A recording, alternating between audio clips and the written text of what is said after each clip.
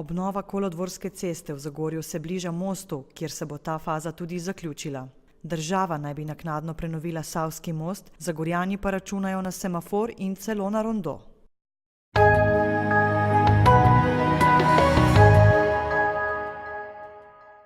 Ja, občina spreminja svojo podobo, predvsem te vpadnice v Zagorsko dolino.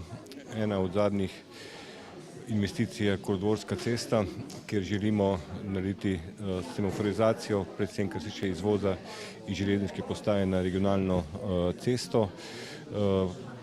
V tem letu ne bi izvedli sanacijo tudi mostu.